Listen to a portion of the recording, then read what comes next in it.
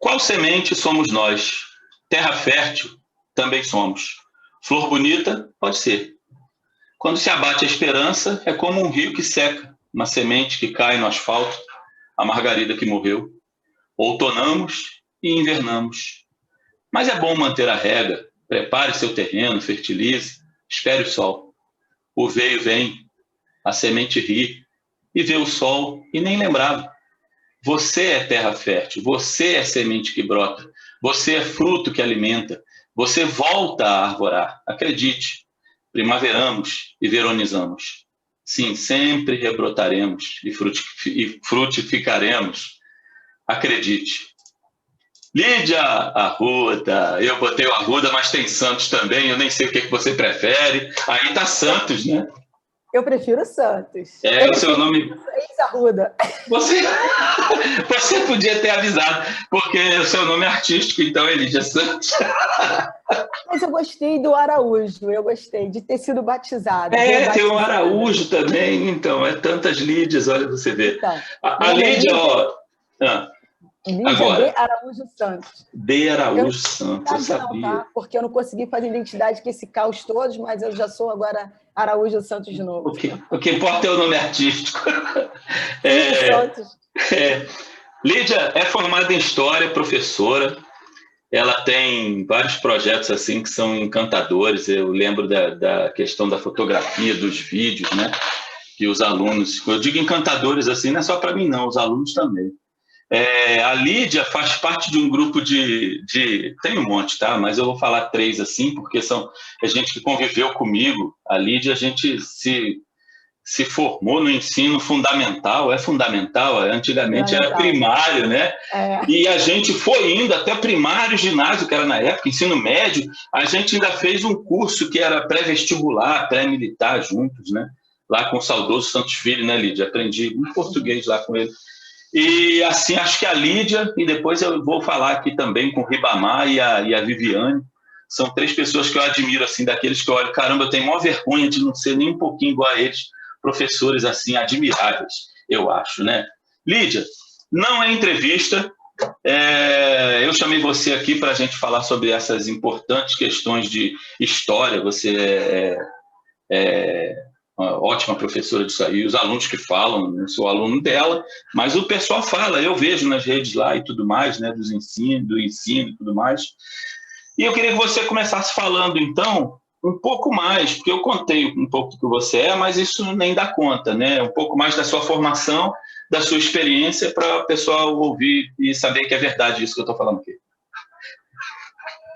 Muito obrigada, Sandro. Gratidão por ter sido convidada por você para mostrar um pouco do trabalho da rede pública municipal, né? Porque não é só meu trabalho, é um trabalho de um grupo, tem muita gente como eu trabalhando, tem muita gente boa nas frentes das escolas públicas tentando transformar o que a gente vê que alguém está tentando demolir, mas a gente está ali, firme e forte. Eu me chamo Lídia Santos, eu tenho 52 anos, eu tenho 2 matrículas, já sou aposentada em uma matrícula, quando eu completei 50 anos, eu pude sair em uma matrícula, e nessa segunda matrícula que eu estou, eu já posso também me aposentar, mas eu quero continuar porque eu gosto, é uma cachaça, dar aula é cachaça, é uma cachaça. E assim, eu tenho 28 anos de magistério, né, público municipal, também dei aula na Escola Técnica do Juscelino Kubitschek, onde eu aprendi muito, porque dar aula técnica, né, é diferente de dar aula dentro de outro contexto, é outro contexto mesmo. É mais direcionado, né? Sim, é mais direcionado. Quando eu dei aula também em Nova Iguaçu, por curso de contabilidade, também era direcionado para economia, então se tinha um contexto. E eu me realizei muito mais dando aula para o ensino fundamental 2, que é o do 6º ao 9º ano. Apesar que eu pego também crianças pequenas, porque eu trabalho com oficina de fotografia e vídeo. Há 15 anos eu faço esse trabalho, usando a fotografia e o vídeo, né, na sala de aula como uma ferramenta a mais, né? Eu sou formada em História mesmo, pela Universidade Federal Fluminense.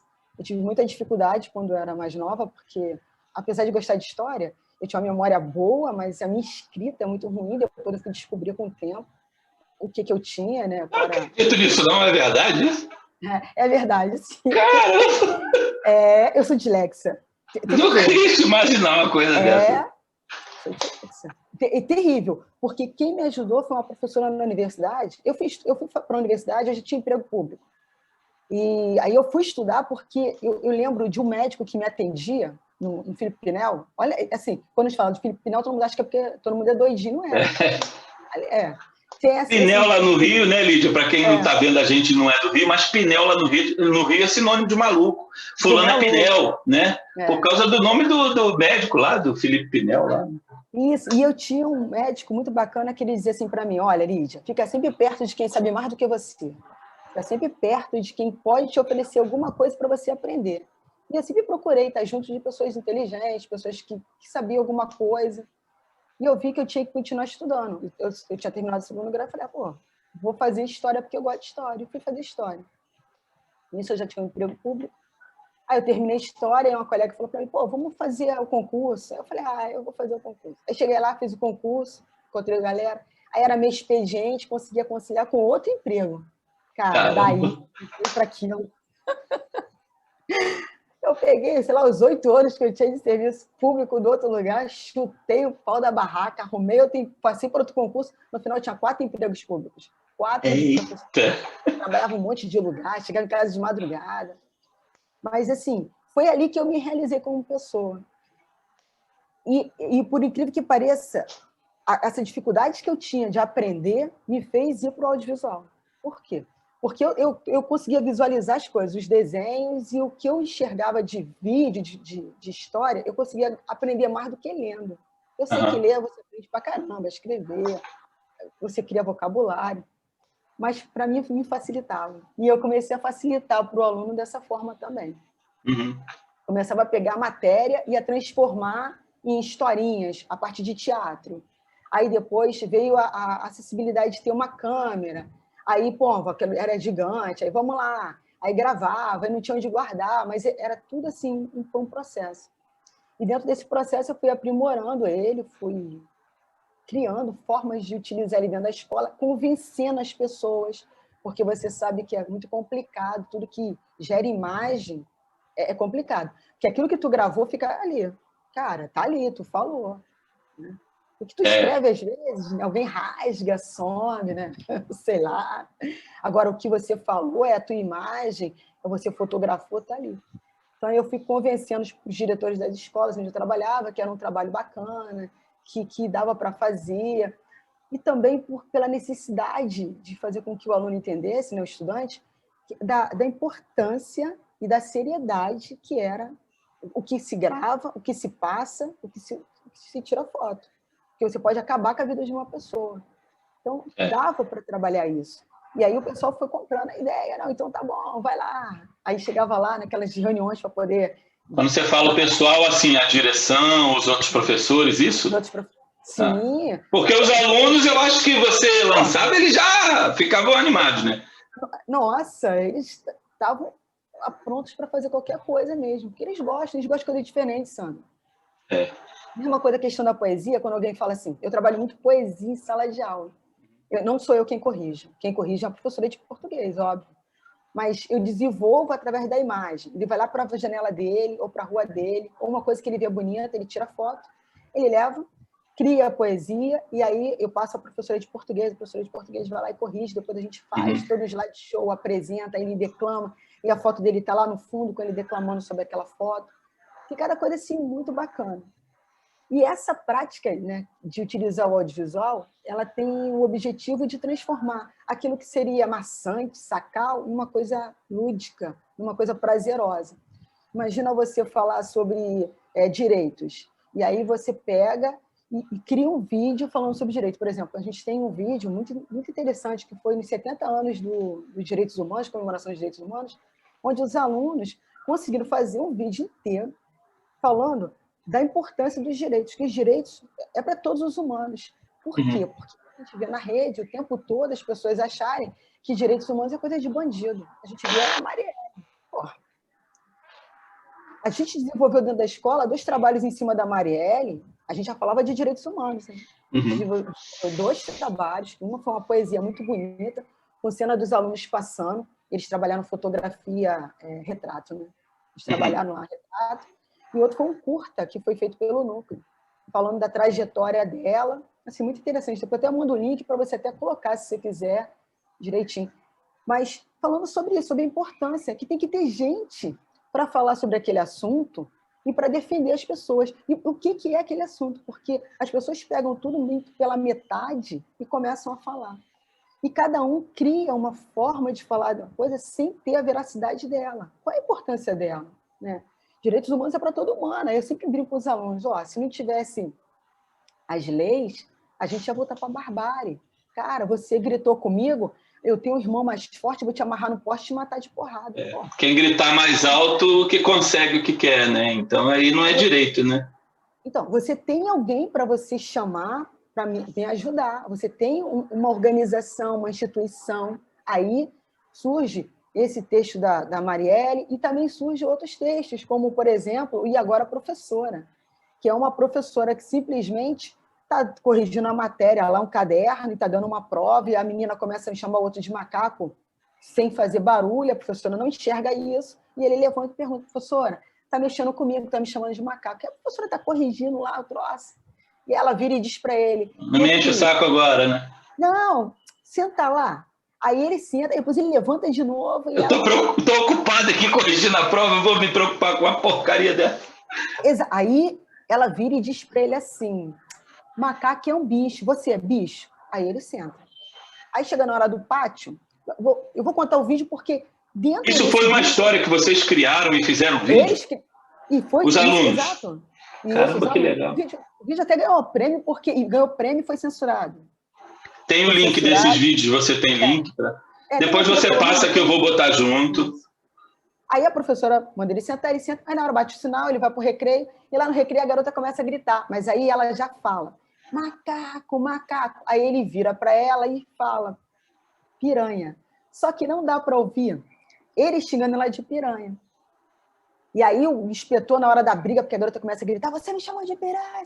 Aí ele pega, leva para a professora está na sala dos professores, onde a gente fica tomando café da gente, né? Aí, pum, professora, teus alunos estão brigando aqui. Aí, nisso, a professora vai, o que aconteceu? Aí a menina vira e fala, ele me chamou de piranha. A professora, como você tem coragem de chamar ele de piranha? Aí o garoto olha para ela, ele olha para a garota, para a professora, aí ele vira e fala, professora, macaco não é um bicho? Piranha é um peixe. Pum, aí tela preta, e aí vem a fala. E agora, professora? Não tinha terminado esse curta. Eles não terminaram porque não tinha um final. Uhum. E aí a gente passa o curta para a escola toda, e aí a escola fica encarregada de fazer um final para esse curta, Sandra. Foi uma coisa participativa, né? Sim, mas uma escola que trabalha a questão do direito, do saber ir aonde reclamar com quem. Se eu briguei com o seu filho, você vai na minha casa falar com o meu pai, e não você pegar e bater, entendeu? A gente trabalha isso o tempo todo na escola. Quando eu fui lendo os finais que vinham na minha mão, eu fiquei chocada. A professora ia ser morta, expulsa, espancada, trucidada. Aí a gente... Não entenderam nada, né? Não, para você ver o nível que estava de violência. Porque, assim, de 2015 para 2000 e agora, 2000 agora não. 2021. 2021. Tá difícil de saber. O ódio, ele predomina. E aí, o que acontece com esse curta? Esse curta para, porque o final dele é só tragédia. E aí a gente faz um trabalho em cima da escola toda, mostrando que existe uma forma de punir aquela professora, de acabar com aquele impasse, que não fosse através da violência. De dar punição exemplar, né? Exemplar, de maneira que isso estimule a não acontecer mais. Não Exato. Pelo medo, mas pela conscientização. E a dor pela dor não leva ninguém a lugar nenhum. Não. Aí no caso, é só satisfazer a maldade minha, que quero ver o outro se lascando e não resolver o problema estrutural. Né? Não é só o problema do João e da Maria que se xingaram de piranha e macaco, mas resolver de modo que a professora seja responsável, que os alunos sejam conscientes, que isso não aconteça mais no futuro. E aí a gente faz todo esse debate, e aí vem de novo a segunda chance para ter o final do curta. E quem fizer o melhor final vai ganhar lá o prêmio. Geralmente, eu faço sempre isso, né? É uma pizza e Coca-Cola lá na escola. Quer prêmio melhor? Porra, não tem. Aí, pô. Já me deu ideia para mais tarde. Sim, que foi da Miriam, que ela coloca, a professora levando os 2 alunos para conversar e ela admite que ela errou. Aí os 2 alunos ficam, pá, a senhora errou, errei. Errei quando não dei atenção, quando você me chamou a atenção e minimizei a sua dor. Então, a culpa é minha. Então, a gente tem que fazer um trabalho para que isso não aconteça mais. E aí eles propõem fazer um trabalho contra o bullying. Na verdade, aquilo era racismo. E aí você, como professor, eu não interfiro. Eu sou uma espécie de separadora de briga. Que um grita, outro briga, tu calma aí, gente. É mais ou menos isso. E aí eu falei, pô, mas isso aí tá mais para racismo. Não, professor, é bullying. Porque na cabeça deles, ser chamado de macaco não é racismo, é bullying. Ainda tem essa confusão ali, Sim. E aí você tenta mostrar. No final das contas, tudo é horrível. Bullying, racismo, tá tudo dentro do mesmo patamar. E aí você consegue ver uma produção de um vídeo fazer um processo enorme, né? Não é o produto final, foi como foi feito. Todas as discussões. O processo, né, de envolvimento de todo mundo. Esse processo é extremamente importante na construção do saber do aluno. Porque quando ele está ali dentro, estudando, lendo, sabe, pesquisando, ele vai aprendendo. E aí ele vai aprendendo de um lugar seguro, Sandra. A escola é um lugar seguro. Sim. É um lugar que, teoricamente, tá? Teoricamente, claro. Tem gente que sabe o que está falando, tem instrução para aquilo, entendeu? Eu não tem formação, tem experiência. Exato, formação, experiência, para bater com aquilo ali. Então, essa prática de transformar essas questões que permeiam a sociedade hoje em coisas lúdicas, né? Prazerosas. Eu não vou chamar de lúdico, porque lúdico parece que é brinquedo, e não é um brinquedo, não, é uma ferramenta. A Faculdade de Pelotas, eles têm estudado muito isso, têm trabalhado muito em cima disso, dessa produção estudantil. Legal essa visão, eu nunca tinha pensado nisso, porque ludo é jogo, né? Fica parecendo que uma questão lúdica é só uma questão para brincadeira, né? E assim não é. Assim como passar vídeo. Quando você passa um vídeo, alguns professores eles têm a intenção... Hoje não, a maioria está diferenciada. Mas antigamente era como se o professor não quisesse trabalhar e quisesse passar o tempo. Só para distrair, né? Distrair. Quando você passa um vídeo, um filme, você já tem que ter assistido esse vídeo e saber o que você vai fazer com esse vídeo. Por exemplo, Menino do Pijama Listrado, quando eu trabalho a questão do Holocausto, eu sempre trabalho com a dor do outro. Assim, aí teve um aluno uma vez que me confrontou e ele falou para mim, pô, porque eu sempre choro no final. Cara, não adianta. Posso ver aquele filme 10 vezes eu vou chorar. Aí a mãe lá chorando porque o filho dela, que era filho do nazista lá, foi também para a câmara de gás, e aí ele me olhou para ele, estava chorando, falou, tem que chorar não, Lídia. Tem mais aqui morrer. Não matou os outros? Por que não tem que ser o dela? Aí eu, pum, outro trabalho que se faz em cima da dor do outro. Interessa. Os dois lados sofrem, entendeu? Os dois lados, a dor, ela não tem. A dor branca, a dor preta, a dor colo de abóbora. Quando é a dor, é a dor. Acho que uma coisa que a gente tem que trabalhar, Lídia, assim, já você falou esse negócio da dor do outro, é que, assim, a gente tem que reprimir na gente, não sei se você concorda com isso, um sentimento que vem e que é natural, é humano, de querer ver o outro sofrer. Né? Então, quando eu falo de punição exemplar, é de que a punição seja um meio de o outro entender que o que ele fez foi errado e de que os outros entendam que, se fizerem a mesma coisa, vão também sofrer uma sanção. Então, para mim, o mais importante quando pega um estuprador é tirar ele do meio da sociedade para que ele não faça de novo. Para mim é muito estranho quando uma pessoa fala assim, bem feito, ele vai para lá e vai ser estuprado também pelos outros lá. Então, quer dizer, o cara está satisfeito porque os caras que estão presos lá também, que não prestam também, vão fazer uma coisa para prazer para eles e eu vou ficar com prazer também disso. É assustador a pessoa não perceber que o que ela está fazendo e o que ela está sentindo é também uma maldade horrorosa. Então, é transformar esses mecanismo de punição em que esse mecanismo de punição não seja alguma coisa que vai gerar um sofrimento, uma dor, uma morte, para a me causar prazer, cara. Isso é horroroso. Então, esse é um outro trabalho que a gente tem que fazer na sociedade. Punição não é opa, vamos lá para o Maracanã, que vai ter uma tarde de sangramento e enforcamento, e sabe? Isso é uma das coisas que a gente precisa também superar, né? Isso está entrando nas igrejas, cara. Essa sabe? sua colocação foi perfeita, porque a gente trabalha nisso. Não é porque o outro fez, não vai ser olho por olho e dente por dente. Vai terminar todo mundo cego, todo mundo mudo. E as instituições, Sandro, por isso que eu estou falando, tão perigoso a gente começar a pegar e a desmerecer as instituições que existem.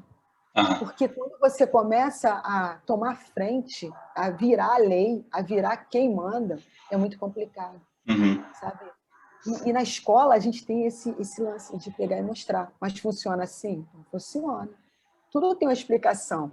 Tudo tem. Você quer reclamar com quem? Você quer ir aonde? Então vamos lá. Existe essa lei, né? Eles precisam saber, né? Sim, e o mundo que eles vivem, eu não estou falando que meus alunos são menores ou maiores que os outros, não. Mas, às vezes, o meio onde você convive é muito complicado. Porque, sabe quando o mal, a dor, a fome virar normal? Sim, não pode. claro. Não pode. Eu não posso normatizar uma coisa, nem sei se isso fazer que transforme em normal aquilo que não é legal para o ser humano. Sabe? E essa é a função da escola. Hoje, a escola ela tem a função de ensinar matemática, português, química, física? Tem sim. Mas ela está inserida dentro de um novo. E quem é o professor que sai da faculdade e não enxerga isso, ele não consegue se manter ali, porque as demandas são enormes. Você lida com um aluno que é abusado, sabe? Isso é terrível. É carente. Você Sim. lida com e assim, você lida com mãe que não consegue dar proteção para o filho, porque, infelizmente, está dentro de um contexto que ela vem de outros contextos. Por exemplo, eu tinha uma aluna que ela está mais preocupada em levar em arroz um copo de leite do que se o filho está sendo abusado pelo irmão, ou não, pelo primo. Cara, é muito complexo.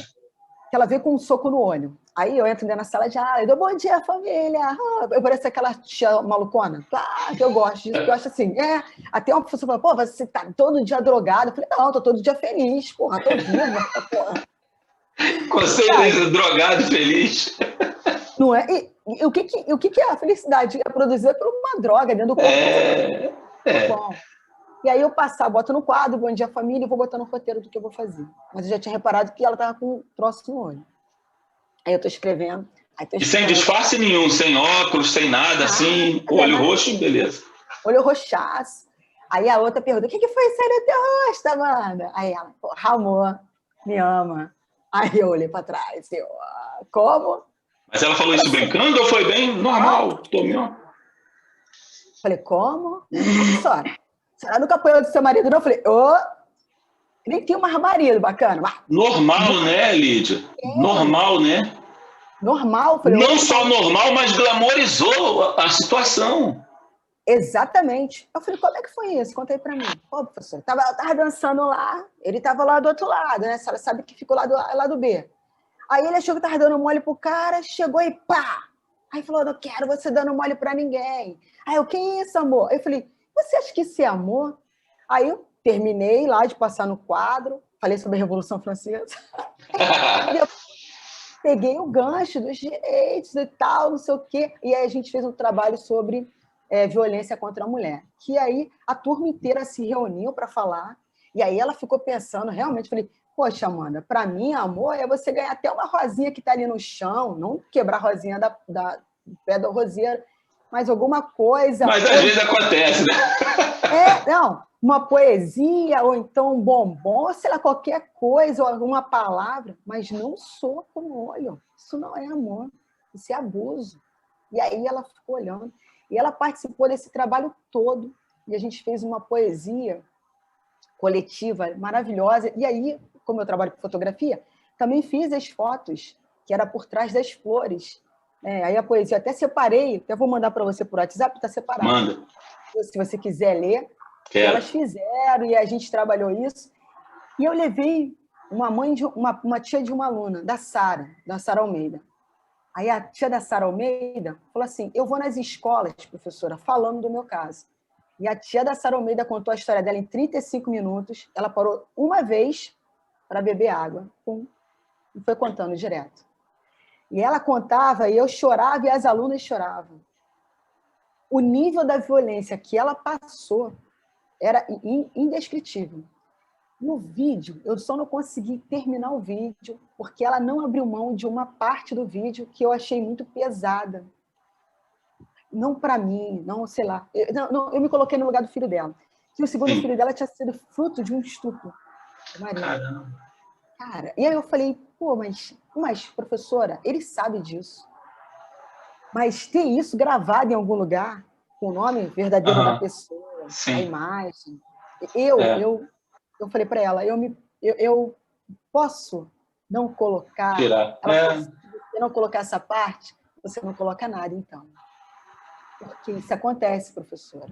E aí, como eu trabalho com ensino fundamental, e assim, todo mundo acha que escola pública tem de tudo. Qualquer lugar tem de tudo, Sandra. Qualquer lugar.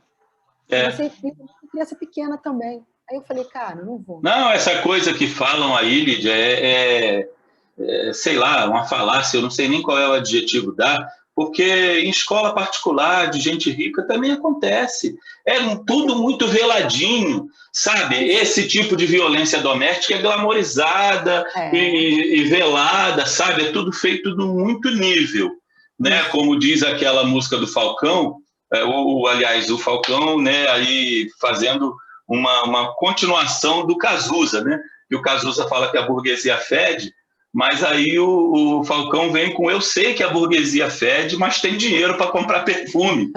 Né? Então, você acha isso engraçado, mas o que o Falcão está querendo dizer? Com o dinheiro, né, eles camuflam o fedor que tem no meio deles ali. Sabe? Então, essas histórias aí tem de monte. Só na escola pública, não, só na favela, não. A escamoteação lá em outro canto, né? Eu e Lídia vivemos num lugar, numa comunidade que lá, eu acho que quando a gente era moleque lá no Timbal, né, Lídia? Ali a gente até falava, que era teu pai que falava isso, né? Que o Timbal era uma favela, como é que chama? Favela Zona Sul, ele falava alguma coisa assim, tipo, que aqui ela era muito legal, era o pai de um tomando conta dos filhos do outro. Eu lembro do seu Simval, eu passava correndo, seu Simval estava sempre ele sentado, tomando conta, né? O pai da Sandra, né? E do Val. Era muito engraçado, e ali era todo mundo, a gente brincando na rua, e todo mundo tomando conta de todo mundo. As coisas mudaram muito hoje, mas, nossa, né? Sandro, isso que me assusta. Por quê? Porque, por incrível que pareça, naquela época da gente, a escola não era universal. Ela não era. Não era para todo mundo. Não era. A partir de 88, aí, hoje, se o cara fosse uniforme, ele entra. Se ele não tiver caderno, ele entra. Não, mas nossa época de escola Bahia era Belé. Era Belé. E não tinha como. Era Belé. As professoras, você via que elas tinham uma classe ali para dar aula, inclusive. Uma classe, eu digo classe mesmo, porque a palavra é essa. Era uma postura, de fato, sabe, de pessoas educadas, né? No sentido da educação que eu digo de ensino, né? E aí é onde a gente chega. Se hoje a escola alcança tanta gente, por que ainda a gente ainda tem esse tipo de coisa acontecendo? O que acontece que a gente não consegue mudar isso? Não consegue mudar que alguém apanhe porque queimou arroz. Não consegue mudar que alguém, sabe, fique do lado do outro. É toda uma questão mesmo social. É estrutural, né? É estrutural, social, e a gente vai vendo que, de um tempo para cá, eu acho que a gente começou a andar para trás, eu não sei o que aconteceu. Mas as pessoas começaram... Não, é só uma espetadinha, mas não é mais antigo, né? É mais antigo. Eu sei o que é. Então, a gente começou a andar piorou mais! Sim, com certeza. Há um tempo atrás, era incrível, né? Eu sempre dei ponto para o aluno assim, a gente tem uma prática na escola, hoje, tanto no estado quanto no município, que é assim, a prova é dividida, a nota é dividida em várias atividades para dar a nota para o aluno. Então, a prova é mais um instrumento e ela tem que existir, porque o cara vai passar por uma prova aqui fora, de Enem, sei lá, de ensino médio. E aí, vi umas apostilas muito loucas lá do município, que era assim, tipo, quem era o pai da história e tal. Aí eu fazia umas provas em cima disso. Aí o aluno colocou, eu coloquei lá, quem é o pai da história? Aí o aluno colocou, o pai eu não sei quem é não, mas a mãe é a Lídia. Aí eu fui meio ponto. Você sabe ponto, claro. O pai foi na escola e o pai chegou lá e, professora, isso não é uma escola séria. Como é que a senhora dá meio ponto numa coisa que está errada? Eu falei, mas eu botei a resposta certa embaixo aqui, pai. Aí ele, não, mas está errado. Eu falei, pai, eu não dei ponto para o seu filho porque ele falou que a mãe da história sou eu. Eu dei ponto para o seu filho porque o seu filho foi muito inteligente. Ele não deixou em branco nem respondeu qualquer coisa. Ele, a partir da visão dele, de quem ensinou história para ele, de quem ele está recebendo história, isso era no quinta série, quinto ano, ele soube sair, ter uma solução. Eu ia adorar ir para guerra com o seu filho, eu ia adorar trabalhar com o seu filho, porque na hora que tivesse um problema, eu tenho certeza que o seu filho ia falar, eu não sei fazer, eu não sei resolver isso. Ele ia dar um jeito, ele ia me ajudar e dar um jeito de fazer alguma coisa ali. Aí o pai olhou, ele tentou, e aí pela tentativa dele, e que não está tão longe, quem é o pai da história, entendeu? O pai, eu sei lá que é o pai, mas a mãe eu sei que é a Lídia, ela que dá história. Então ele foi criativo, né? Ele foi criativo, pelo menos. Extremamente criativo, sabe? Lídia, nós nem precisamos fomentar muito aqui, cara. Olha, ficou bom pra caramba, mas peraí, antes de terminar, eu queria que você fizesse um link a esse desafio, né? Em breve tempo aí, desses projetos, dessas respostas dos alunos, do reconhecimento dos direitos, esse trabalho todo que é desafiador, né? Aí não só para você, para a escola, para eles, da estrutura toda, socialmente ali, com a disciplina da história. Entendeu? Cara, tudo está dentro da história. Foram os resultados, vamos dizer assim, que você obteve, né, para isso, para o aprendizado da história e por aí vai. Olha, quando você fala de revolução industrial dentro da história e você prova para o aluno que qual o papel dele como trabalhador e quem é o patrão, tá? Quando você bota o aluno para produzir, você vai montar a sua firma. E aí, na sua firma, você vai ter que dizer para mim quanto você gastou de tempo, de mercadoria, por quanto o produto final quanto custou e por quanto você vai vender. Faz um cálculo durante 30 dias e vê quanto é o seu salário que alguém te pagaria e quanto você realmente receberia. Essa parte prática é a que eu faço. Tá? Quando eu pego memória da dor, trabalho a memória da dor dentro de história, e eu falo da memória. A memória ela é muito importante, mas a memória tem a memória individual minha, a minha que eu lembro das coisas que você lembra, e a memória do todo. Aí você entra dentro da fake news. Aí você começa a mostrar para o aluno a importância de procurar as fontes seguras daquilo, para você não começar a propagar coisas erradas, errôneas, e que não bate, e que geram depois coisas graves lá na frente, porque tem gente que acredita piamente. Tem um aluno falando, a Terra é plana. Eu falei,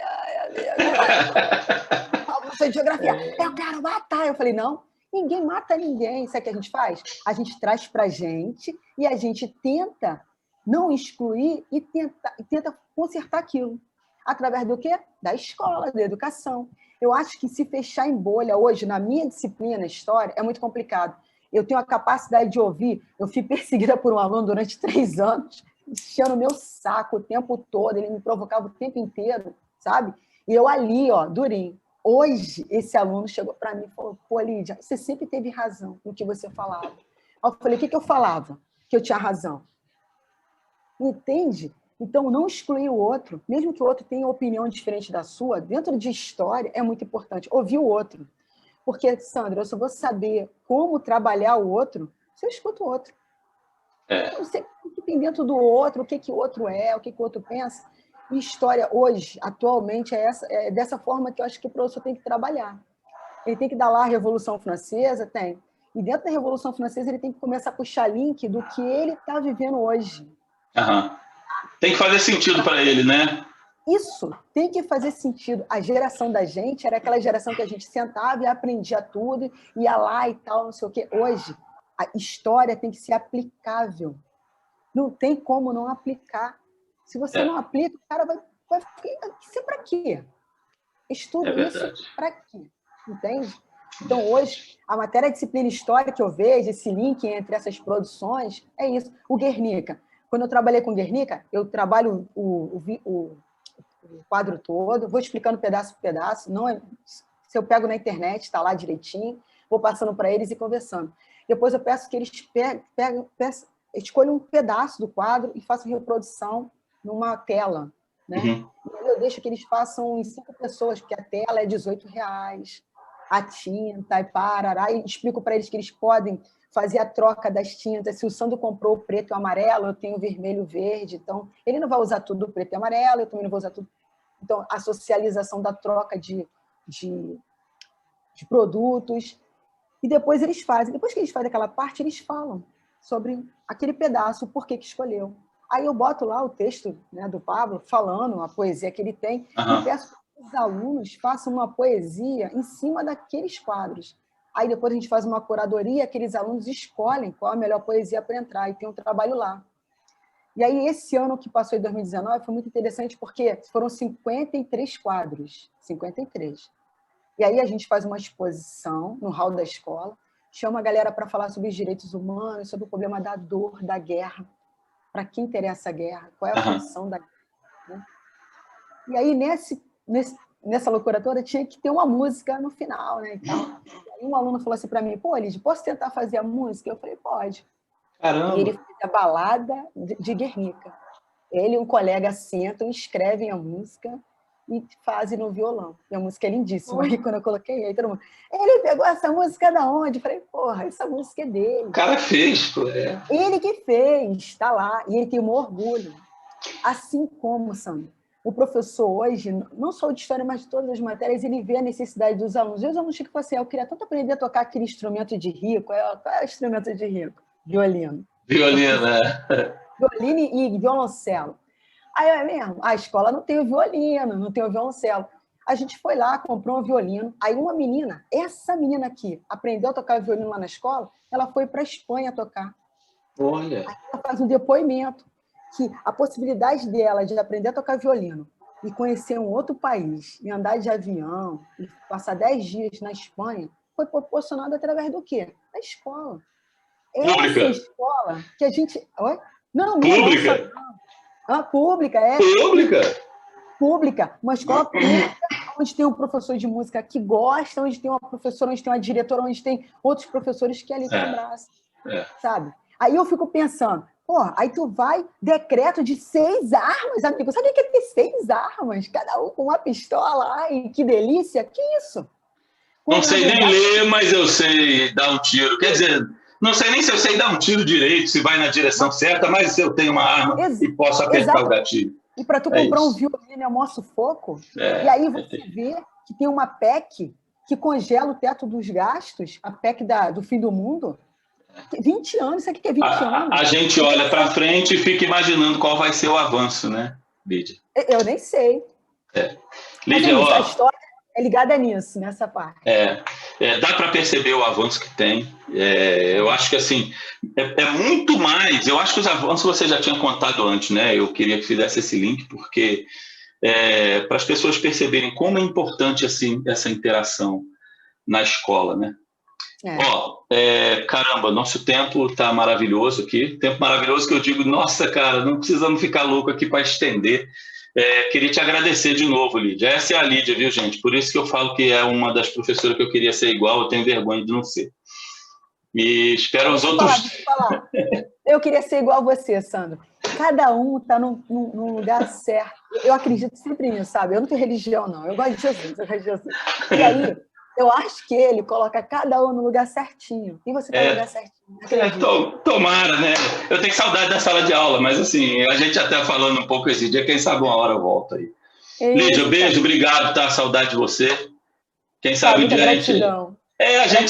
A gente se encontra para bater um papo pessoalmente aí no Rio, né? O Rogério cobra isso, então a gente vai ver se consegue fazer Rogério isso. quer enfiar a coxinha na gente. Lídia, beijo. Essa aí é a Lídia. Quando eu li floresceu no começo, é porque, assim, você também semeia um monte dessas sementes aí. Você contou e o pessoal agora concorda. Então, aí eu estou explicando floresceu. Essa poesia foi eu que escrevi também, já tem algum tempo, nem me lembro quanto.